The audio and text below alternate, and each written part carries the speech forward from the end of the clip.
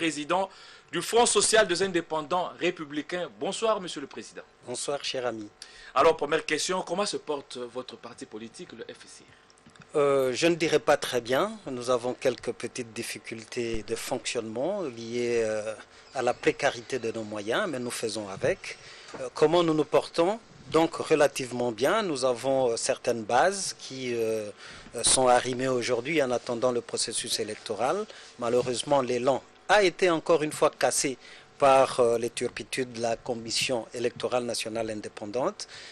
Nous attendions les élections provinciales au 25 octobre, mais malheureusement cela n'a pas été réalisé.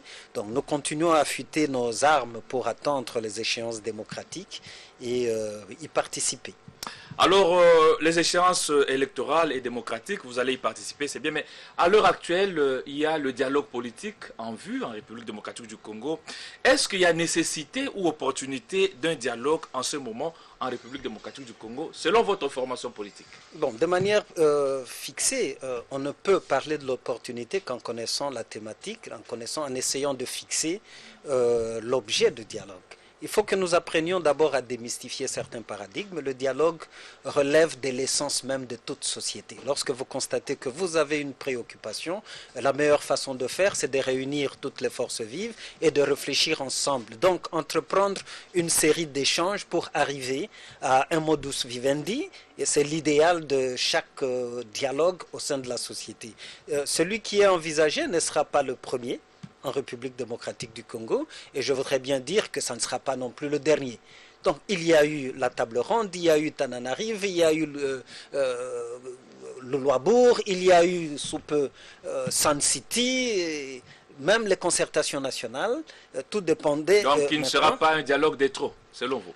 Je ne pense pas, mais il faut convenir bien sûr l'objet de ce dialogue-là. Si, du point de vue du Front social des indépendants républicains, on ne doit aujourd'hui souligner la pertinence d'un quelconque dialogue que par rapport au processus électoral. Parce que le processus que nous avons, je venais de le déplorer, connaît déjà de difficultés.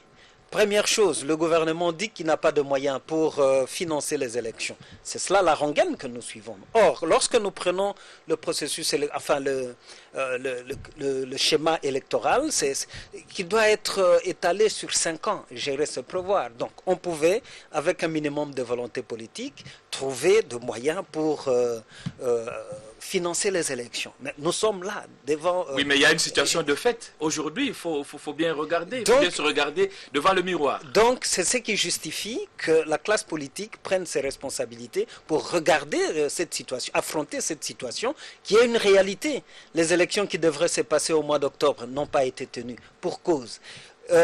Rappelez-vous également que l'opposition et même la communauté internationale avait réclamé auprès de la CENI la publication d'un calendrier global.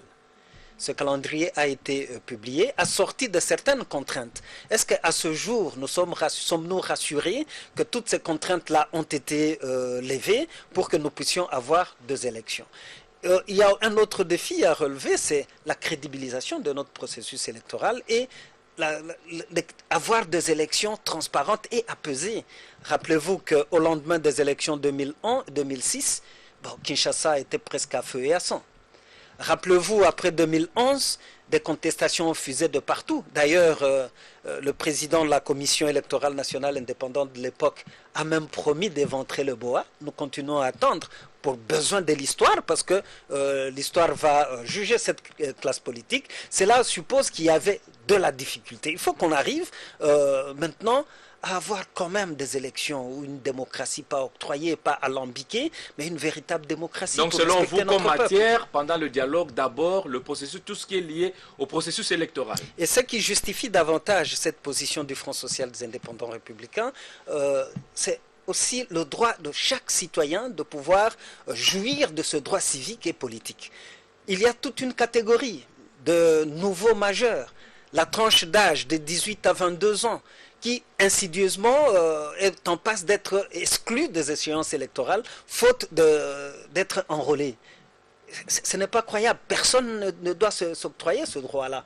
Donc, il faut intégrer cette problématique. Si nous entendons sur un cahier de charges pour parler du processus électoral, essayer d'établir de responsabilités de différents ratés que nous connaissons dans le processus, et aussi ne pas critiquer pour critiquer, proposer des solutions, que tout le monde prenne l'engagement d'être sérieux. Et notamment le glissement, puisque tout démontre qu'on ne peut pas avoir des élections dans le délai prévu par la Constitution. Non, mon parti... À cause de plusieurs pesanteurs. Le Front social des indépendants républicains ne s'appesantit pas sur le glissement. Nous nous réservons également de prôner la révision de la Constitution.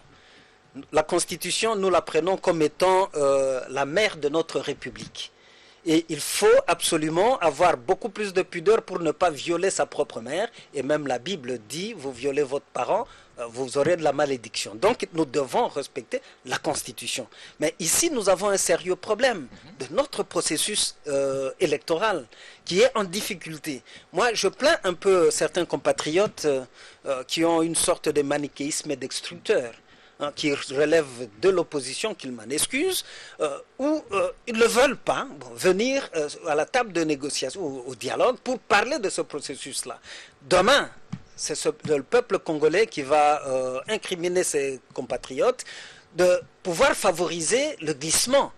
Parce qu'aujourd'hui, insidieusement, nous ne faisons rien pour avoir des élections dans les délais constitutionnels. Bon, je prends en l'occurrence le président de la République, il sera justifié par l'article 70 de la Constitution, parce qu'il ne pourra, il continuera à exercer ses fonctions, quitte à faire la remise-reprise avec le président qui sera élu. Nous devons exciper de la maturité politique, adresser toutes ces questions, ne pas faire de faux fuyants. Il y a des partis de d'opposition qui sont des experts, donc des abonnés absents. Chaque fois qu'il y a de pourparlers sérieux, bon, ils jouent à la chaise vide pour que demain ils aient de matière à contester. Mais il y a justement des partis de l'opposition qui sont en train de venir lentement, peut-être sûrement, vers la table des négociations ou vers le dialogue. Mais une question, M. Chiromé Okende, qui doit convoquer le dialogue? Là aussi, il y a un débat dans la classe politique. Bon, essayons de jouir de la plénitude de notre souveraineté. Et là, je mets encore mon pied sur la Constitution. Puisque j'ai dit ici, le gouvernement aura failli pour n'avoir pas donné de moyens suffisants à la Commission électorale nationale indépendante pour nous préparer les élections, donc il y a un dysfonctionnement, il y a un problème dans le fonctionnement des institutions. Et qui devra, entre nous, engager l'arbitrage pour le bon fonctionnement des institutions? Encore une fois, la Constitution donne cette prérogative à Joseph Kabila comme président de la République. Donc, si nous sommes tous sérieux, s'il n'y a pas d'agenda caché et que nous nous accordons pour sauver le processus électoral, je crois que nous ne pouvons pas être offusqués outre mesure que ce soit Joseph Kabila qui prenne l'initiative. L'idée n'est pas l'émanation de l'accord cadre d'Addis Abeba, ça, c'est selon une certaine catégorie de l'opposition. Nous avons entendu cette trompette depuis très longtemps, depuis bien avant les concertations nationales, et vous trouverez que bon, la politique des rébuffades, ce sont les mêmes qui, réclamant qu'il y ait ce dialogue, en vertu de l'accord cadre, ils sont en train de se rébiffer pour ne plus participer au dialogue. Bon, à chacun d'assumer ses options politiques, mais moi je ne pense pas que ça soit un jeu franc. Il faut que nous nous regardions dans les yeux, il faut que nous tous nous prenions un engagement citoyen pour avoir un consensus fondamental républicain et sauver les institutions de la République. Moi, je refuse souvent qu'on fasse cette politique-là, le culte de la personnalité, pour voir des individus au-dessus des institutions. Le FCIR est un parti républicain. Alors, je vais vous poser une question en citant clairement une formation politique, l'UDPS, qui a adressé un mémorandum au secrétaire général des Nations Unies. D'ailleurs, le parti est en train de tout faire pour contraindre Ban Ki-moon à convoquer le dialogue qui doit se passer en République démocratique du Congo. Qu'est-ce que vous en dites? Bon, l'UDPS doit apprendre à jouer franc jeu. Ce n'est pas le Front social des indépendants républicains et encore moins Ban Ki-moon qui avait incité l'UDPS a accepté des négociations secrètes, pas avec la majorité, mais avec le président de la République. Nous avions tous suivi cette tractation-là. Mais qu'est-ce qui barde, qu'est-ce qui mouche, qu'est-ce qui ne marche plus pour que l'UDPS joue encore à cette dérobade? Je crois que le jeu doit être honnête et ouvert.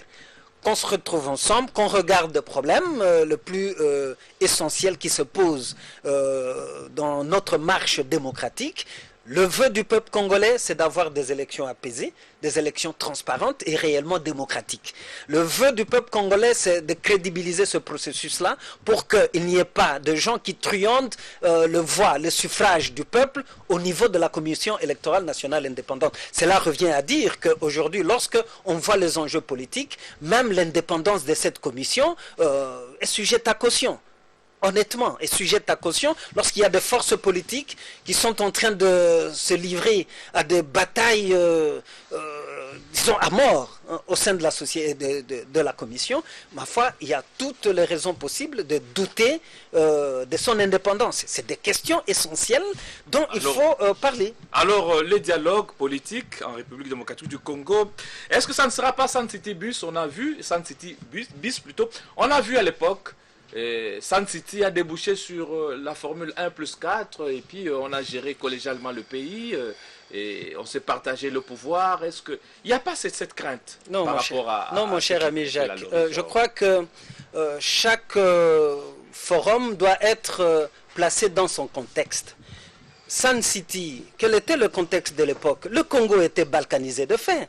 Il y avait des républiquettes. Le MLC avait sa république, le RCD avait sa république, le RCD KML et même les Maïmaï avaient leur petite république. Il fallait que nous fassions tout pour réunifier le pays. Le grand enjeu au dialogue intercongolais, c'était d'écarter ce spectre-là de la guerre pour que nous réunifions notre pays et que nous puissions amorcer une transition qui nous amène à une véritable démocratie, donc à des élections. La transition aura vécu.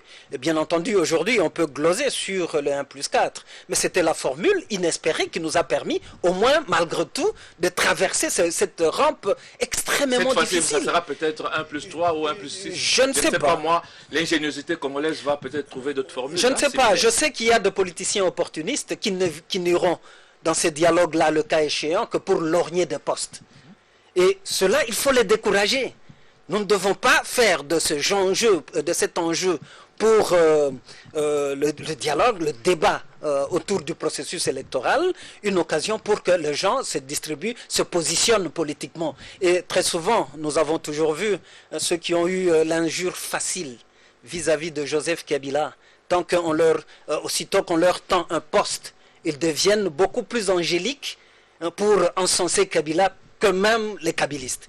Alors ce jeu mesquin, ce jeu mesquin doit s'arrêter, où on se moque du peuple, où on est véritablement en train de chercher l'intérêt général. Donc moi je crois, l'enjeu de ce dialogue, si jamais il doit se tenir, ne doit pas tourner autour du partage du pouvoir, ne doit pas tourner autour des ambitions des individus, mais doit tourner essentiellement autour du processus électoral, parce que nous avons besoin d'un processus crédible, d'un processus qui pourra nous rassurer tous que ces élections seront réellement transparentes. Les deux expériences passées, particulièrement celle de 2011, aura démontré qu'il y avait des irrégularités et toutes les composantes, c'est-à-dire toutes les forces politiques et même les forces vives de la nation avaient reconnu qu'il y avait des irrégularités. La communauté internationale avait aussi embouché la même trompette et par rapport au processus électoral, vous voyez, il y a un récent rapport de l'OIF qui est en train aussi